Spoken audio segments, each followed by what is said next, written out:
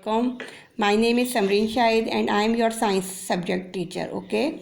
Last time we started the chapter about portion of chemistry. Name of the chapter is changes in matter, what cause them. Okay. We started this chapter. Okay. We know that about the chapter what is matter. Okay. We have studied about what is matter and what is the how many states of matter. इन तमाम चीज़ों को हम जो है last class में study कर चुके हैं कि मैटर क्या होता है और स्टेट्स ऑफ मैटर क्या होती हैं. ठीक है. आज जो है हम न्यू टॉपिक स्टार्ट करेंगे. उसका page number 12. Take out page number 12 all of you. And topic is process involving changes in state. Okay. Today we start new topic but we give the information about the matter and states of matter only just verbally. Matter क्या था कि जब हमने last time पढ़ा था कि matter क्या था, anything has occupied space and has a mass. क्या था मैटर की डेफिनेशन? क्या थी मैटर की डेफिनेशन? क्या थी डेफिनेशन? थी मैटर की एनीथिंग हैज़ ऑक्यूपाइड स्पेस, कोई भी चीज़ जो जगह घेरती है. Anything has occupied space and has mass is called matter. यानी जो भी चीज़ जगह घेरती है और वज़न रखती है वो क्या कहलाती है? मास कहलाती है. ये तो for example I have this table जो है एक एरिया कवर कर रही है और इसका अपना एक वज़न है, तो ये क्या कहलाएगी? मास, मैटर. ठीक है. यानी जो भी चीज़ जगह घेरती है और वज़न रखती है यानी मास रखती है. मास कहते हैं वेट को. यानी जो भी चीज़ जगह घेरे और वज़न रखे वो क्या कहलाती है? मैटर. जैसे ये मेरे पास टेबल है जितने एरिया कवर्ड किया हुआ है वो क्या कहलाएगा? मैटर. ठीक है. यानी इसने जगह भी घेरी हुई है और इसने वज़न भी रखा हुआ है. और इसके अलावा एग्जांपल ये मेरे पास कॉपी है, ये रजिस्टर है. रजिस्टर ने भी जितना एरिया कवर्ड किया और इसका एक वेट है, तो ये भी चीज़ क्या कहलाएगी? मैटर. तो there are so many states of matter. Now we discuss about only just 3 states. वैसे तो हमारे पास 4 स्टेट्स ऑफ मैटर होती हैं, लेकिन हम यहाँ पर 3 स्टेट्स ऑफ मैटर को डिस्कस कर रहा था हमने. सॉलिड, लिक्विड और गैस. इन सब के बारे में हम पहले डिस्कस कर चुके हैं कि सॉलिड की क्या कैरेक्टरिस्टिक्स हैं, लिक्विड की क्या हैं और गैसेस की क्या हैं. ठीक है. ये सारी चीज़ हम पहले डिस्कस कर चुके हैं. अब हम जो है एक न्यू टॉपिक स्टार्ट कर रहे हैं. पेज नंबर 12 पर जो न्यू टॉपिक है हमारा, हम अब उसको स्टार्ट कर रहे हैं. बुक पेज नंबर जो 12 है उसमें टॉपिक है inter conversion of state, changes of states of matter. यानी किस तरह से स्टेट्स जो हैं वो एक शक्ल से दूसरी शक्ल में तब्दील होती हैं. उसके लिए हम जो हैं हमारी बुक पेज नंबर 12 पर एक डायग्राम है states of changes states of matter की. तो लुक एट दिस डायग्राम. इसके अंदर क्या बताया है कि सबसे पहले सॉलिड से लिक्विड में चीज़ चेंज हुई, लिक्विड से गैस में. ये किस तरीके से हुआ? फॉर एग्जाम्पल अगर मेरे पास आइस है यानी बर्फ़, अगर बर्फ़ जो है सबसे पहले वो किस में कन्वर्ट होगी? लिक्विड में, यानी पानी बनती है. और पानी को जब हम बॉयल करते हैं तो वो एवोपरेट हो जाता है यानी गैसियस स्टेट में आ जाता है. तो ये इसकी एक जस्ट वन एग्जांपल थी, सॉलिड से लिक्विड और लिक्विड से गैस में किसी भी चीज़ का तब्दील होना. इसके अलावा मेरे पास एक एग्जाम्पल मैं ले लूँ सपोज़ वैक्स की. ठीक है. ये मेरे पास है ना, एक एग्जाम्पल मैं लेती हूँ वैक्स की. अगर मेरे पास वैक्स है, वैक्स को जब मैं मेल्ट करूँगी यानी जब मैंने वैक्स को फ्लेम पर रखा तो जब फ्लेम इसको प्रोवाइड किया तो वैक्स जो होता है सॉलिड कंडीशन से वो किस कंडीशन में तब्दील हो जाता है?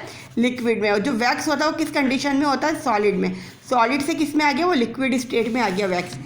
लेकिन कुछ प्रोसेस ऐसे होते हैं और अगर लिक्विड से मैं दोबारा किसी चीज़ को सॉलिडिफाइड करूँ तो वो कौन सी स्टेट कहलाएगी? वो कहलाएगी इसकी फ्रीजिंग स्टेट. फ्रीजिंग स्टेट क्या होता है फ्रीजिंग में?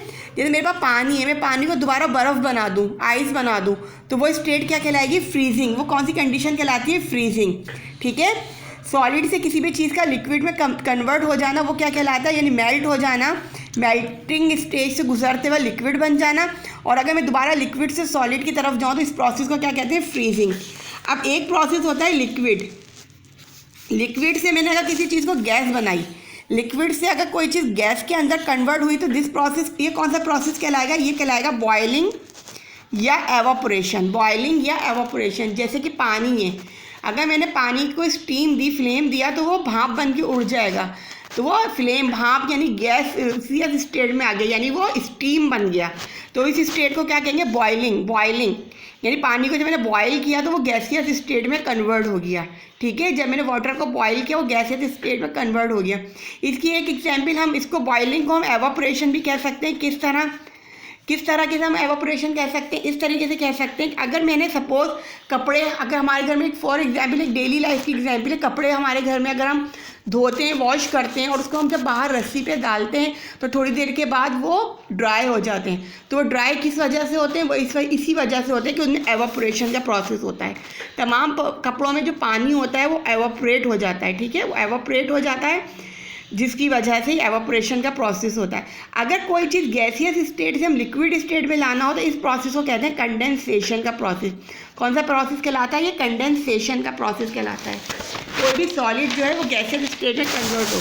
द चेंज, देखिए इसकी डेफिनेशन क्या कंडेंसेशन की, the change turns the gas into a liquid and it is known as condensation, यानी गैस का लिक्विड की तरफ कन्वर्ट हो जाना, this process is called condensation. अच्छा, एक स्टेज ऐसी आती है कि हमने तो अभी तक ये पढ़ा ना कि सॉलिड से कोई चीज़ लिक्विड में कन्वर्ट हुई, लिक्विड से गैसियस में कन्वर्ट हुई। एक स्टेज ऐसी आती है कि जिसमें सॉलिड डायरेक्ट गैसियस स्टेट में कन्वर्ट हो जाता है। सॉलिड से डायरेक्ट गैसियस स्टेट आ जाती है, यानी बीच वाली स्टेज जो लिक्विड स्टेज होती है वो ख़त्म हो जाती है। इस प्रोसेस को क्या कहा जाता है, सब्लिमेशन का प्रोसेस, यानी सॉलिड डायरेक्ट चेंज हो जाए गैसियस स्टेज में। इस प्रोसेस को क्या कहा जाता है, सब्लिमेशन का प्रोसेस।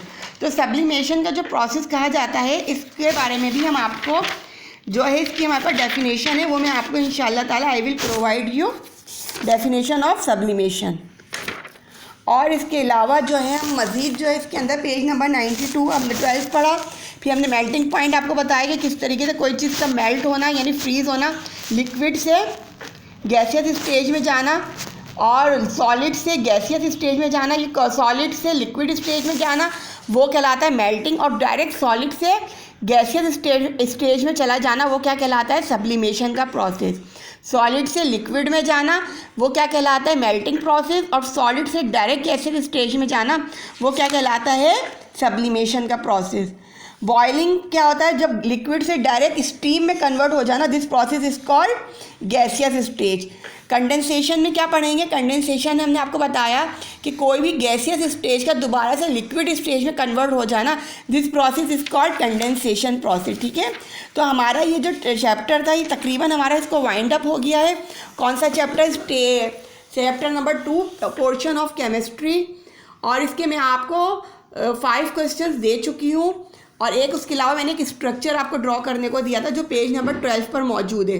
अब मैं मज़ीद आपको इंशाल्लाह ताला इसके क्वेश्चन आंसर्स कल दूंगी ताकि फिर आप लोग अपना कॉपी वर्क कंप्लीट कर सकें। ओके जी, ओके, थैंक यू, अल्लाह हाफिज़।